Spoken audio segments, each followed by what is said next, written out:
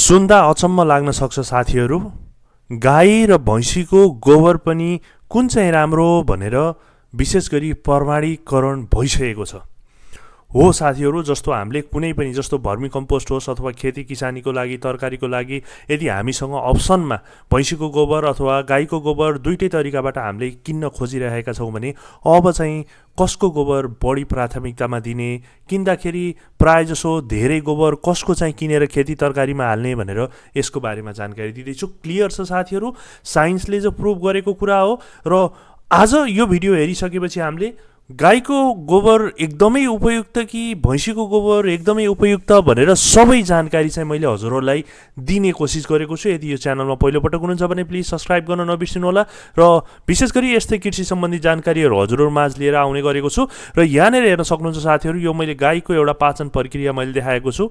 गाईको पाचन प्रक्रियामा ठ्याक्कै के हुन्छ भन्दाखेरि साथीहरू, जब आइसक्छ आएर उनीहरूले उगारेर खाने गर्छन्, घाँस खाइसकेपछि फेरि उल्टी गरेर फेरि त्यो खाने र खाइसकेपछि मसिनो गरेर चबाउने गर्छन्। चबाइसकेपछि गाईको पेटमा के हुन्छ भन्दा धेरै च्याम्बरहरू हुन्छ साथीहरू।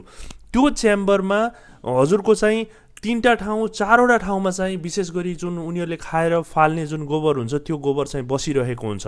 र त्यसै गरी पुछारमा जाँदाखेरि पनि एउटा ठुलो थैली हुने गर्छ, जहाँ यो डाइजेस्टिभ ब्याक्टेरिया एकदमै धेरै ब्याक्टेरियाहरू हुन्छ त्यो च्याम्बरमा, जसले गर्दा गाईको जुन गोबर हुन्छ अत्याधिक मात्रामा पचेर यानि कि अत्याधिक मात्रामा सडेर चाहिँ बाहिरपट्टि निस्किने गर्छ साथीहरू।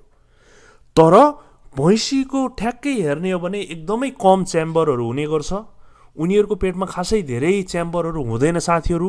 र जुन च्याम्बर नभइसकेपछि त्यहाँभित्र जुन पाचन गर्ने यानि कि जुन घाँसलाई पच्याउने जुन ब्याक्टेरिया हुन्छ त्यो ब्याक्टेरियाहरू एकदमै कम मात्रामा हुन्छ, जसले गर्दा भैँसीको जुन गोबरहरू त्यति साह्रो पचेर बाहिरपट्टि निस्केको हुँदैन साथीहरू।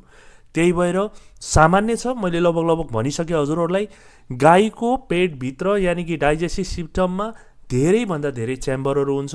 त्यो हरेक च्याम्बरमा डाइजेस्टिभ ब्याक्टेरियाहरू हुने गर्छ, जुन ब्याक्टेरियाले त्यो गोबरलाई एकदमै बढी पचाउने यानि कि एकदमै बढी त्यसबाट चाहिँ चाहिने चिज लिएर जुन चाहिँ बाहिर फाल्ने गरेको हुन्छ, पचाएर बाहिर फाल्ने गरेको हुन्छ।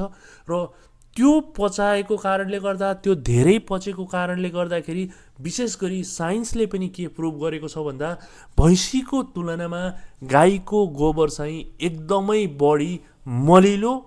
र त्यति मात्र नभएर हजुरहरूले गडेउला मल अथवा गडेउला पालन गर्न खोज्नु भएको छ भने पनि सबैभन्दा बढी रुचाउने, सबैभन्दा मन पराउने गाईको गोबर नै मन पराउने गर्छ साथीहरू। त्यही भएर हजुरहरूले यदि बाहिरबाट गोबर खरिद गरेर तरकारीमा हाल्न खोज्नु भएको छ भने गाईको गोबरलाई पहिलो प्राथमिकतामा राख्नु होला है त साथीहरू।